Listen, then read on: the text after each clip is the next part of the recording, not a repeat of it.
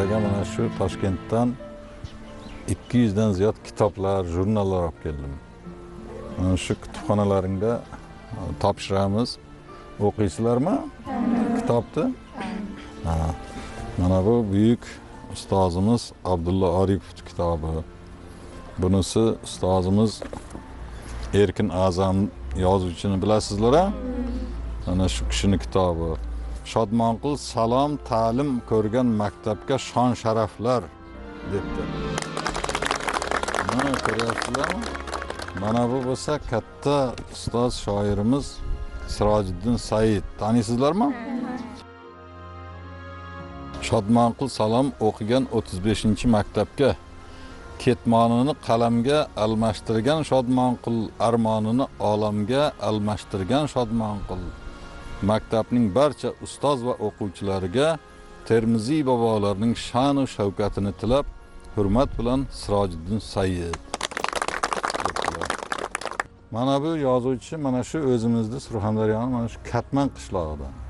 Toshkentda katta yozuvchi akamiz Xolmuhammad Karimiyning kitobi. Bu ham dastxat bilan kelgan. Mana bu jurnallar yoshlik jurnali.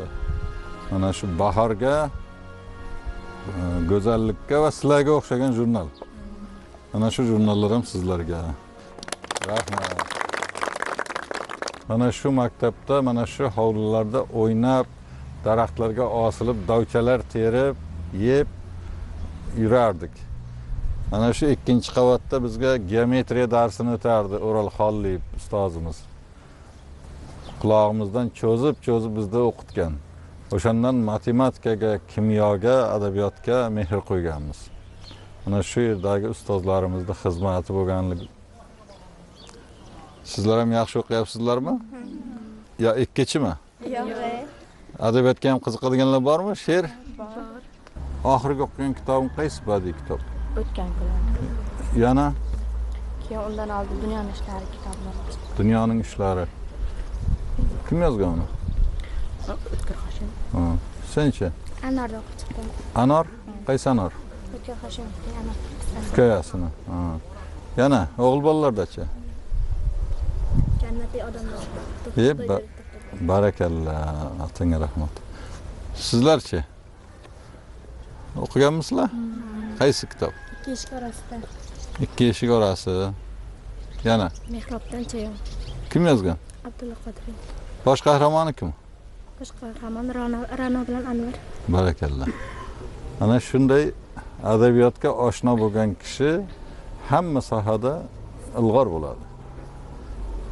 Garchi kimyogar bo'lsak ham, lekin adabiyotni yaxshi ko'rib, oxirida she'riyatga o'tib ketganmiz. Mana shu maktablaringizda madaniyat saroyi bor-a, nima faollar zali. Ana shuni sahnasida shumbalar rolini o'ynaganman. Shuning uchun ham haligi mana ustoz shoirimiz Abdulla Aripovning kinosida rol o'ynadimi? Ana shularga shu maktab hammasiga sabab, asos. Mana shu yerda boshlangan she'riyat ham, adabiyot ham, kino ham. Birinchi minbar bu. Bu tabarruk maskan. O'zi aslida maktabda oldidan mashina bilan o'tayotgan kishi signal chalmay o'tish kerak. Maktabda oldidan otilib ketayotgan kishi baqirmay, gaplashmay ketish kerak. Chunki bu yerda saboq beriladi. Bu masjidday tabarruk. Bu eng aziz joyimiz shu. Savollar yo'qmi? Menda bor. Ha? Maktab davringizda ham she'rlar yozib turganmidingiz? Maktabdan boshlanganda hammasi. 9 yoshimdan beri she'r yozaman. 5 yoshimdan beri kitob o'qiyman.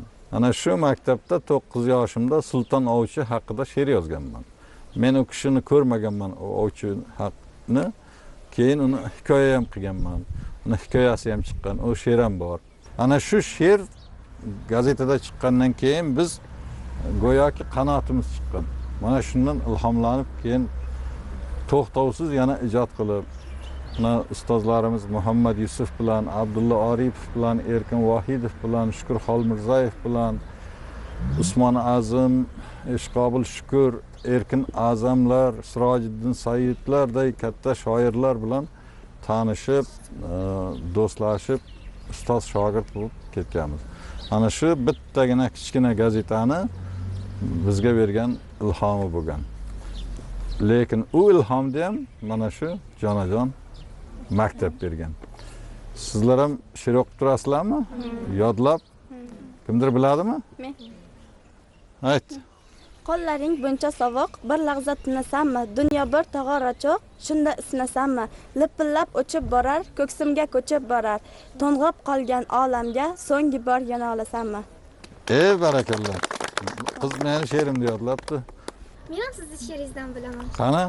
Jonimni behuda qiynabmanda men, zanjirni tish bilan chaynabmanda men, erkalab yelkamni tutib turibman, dunyoni onam deb o'ylabmanda men.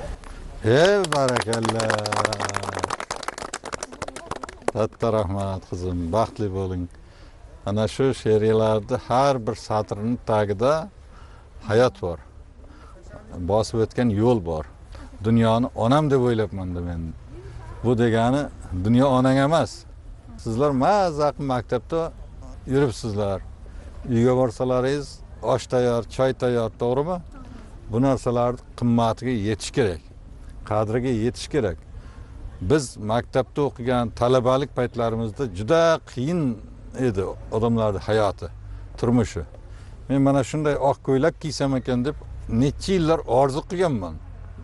Olib berishga meni ota-onamning puli bo'lmagan o'shanga. Lekin biz oq ko'ylak topolmasak ham kitob o'qiga yurganmiz. She'r yoza yurganmiz. Hamma kitob oldimi? Ha. Mana bu she'r o'qigan qizlarimga mana shu kitoblarni o'qinglar. Mana bu jurnallarni o'qinglar. Respublika yosh kitobxon tanlovlari bo'ladi. Bu jurnaldan ham savol tushadi. O'shalarda qatnashsin, bizni maktabda bolalari ham chiqsin. Bizni sizday paytimizda umrimiz paxtada o'tib ketdi. Yagona chopiq, terim oylab ketardik. Qizlarning sochiga bit tushib ketardi, bitlab ketardi. Yara chiqib ketardi. Sizlarda bugun paxta haydamaydi-mi? Yo'q. Bo'ldi-da. Kitobni o'qish kerak, yosh kitobxonda mashina yetish kerak. Mana bu yerda ustozlarni xursand qilish kerak. To'g'rimi? Keyin kelganda kitobdan o'qiganmisizlar yo'qmi so'rayman. Men tanib qoldim. Shoirlar shunday bo'ladi, xotirasi eslab qoladi. Uni ustiga mana kameraga tushyapsizlar, eslab qolaman, kelganda so'rayman. O'qimasalang bo'lmaydi.